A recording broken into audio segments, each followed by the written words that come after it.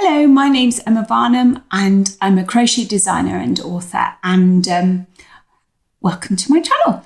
I hope you've had a good week. I am just about to do the last bits of writing up a new pattern, which is my Tutti Frutti blanket. And I was just having a look at it, getting it out and thinking, right, I need to complete this. And then I came across the most horrendous thing, which we all hate. Seriously. The granny square here is unravelling in the centre. It's horrifying. So I've only just completed this. I have no idea how this happened.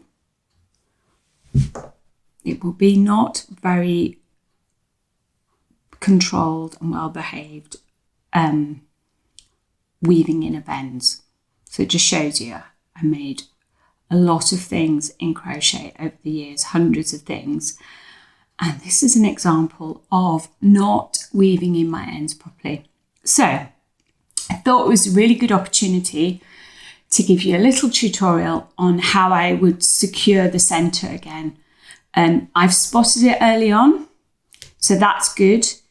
And I thought what I'll do is just record you a little tutorial video, which will show you how I'm going to try and rectify this and make sure before I really put this into heavy use, this blanket, how I'm going to rectify an unravelling centre. Which is the most worrying, horrific thing that blanket makers and toy makers can have. So I'm just going to show you how I do it. So here we have the offending article. The centre has unravelled, and you might say to me, Emma, how has that happened? Well, sometimes the chain stitches break under strain. That usually is after a long amount of time, or in this case I quite like using a magic circle to start off my granny squares. It's unusual, but because I'm an amigurumi specialist, I do quite like using them because you get a really tight center. So that's how that's happened. And to be fair, if you'd done 4 chains at the center and then slip stitched at the beginning of the chain, you wouldn't get this problem. But this happens often enough with that. So what I will do is I can see that it was a yellow strand and it's here. And I will probably pick that up. But what I will do to start with is almost put in a safety line. And what you need to do is, I'm working on the wrong side of this square. I am going to use, for you, this contrasting, I'm going to use the cream. And I've used a tapestry needle. I've got a nice sharp one, which I really like. And I'm going to make my way with almost a safety line through the 2 loops of each stitch. So there's sort of 6 along one side. And I just make sure it doesn't matter too much. And you can see the natural kind of way of the stitch. I'm going to go through the center of these 2. Sometimes you're going to have to orientate it. I'm just going to pull it through, and you can see I'm just going to leave a long line. We can sort out weaving in that end to later stage. This is where it started, so that's the top of the chain stitch, and I'm going to go through here. Once you put this sort of safety line in, you know you've got everything safely on the stitch and you're not going to unravel. This is getting to the complicated bit now. So here's your end that has been cheeky, really cheeky. We'll hold on to that because we'll use that later. And then here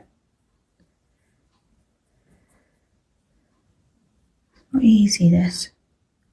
Fiddly stuff. Mending is annoying.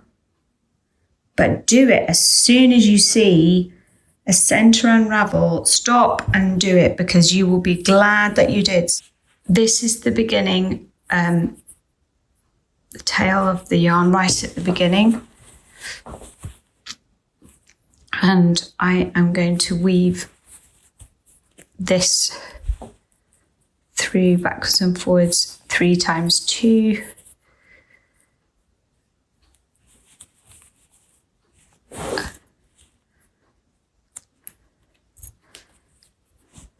And to be fair, this is difficult, this little end here. So what I tend to do is weave in my needle to where I want to take it, and then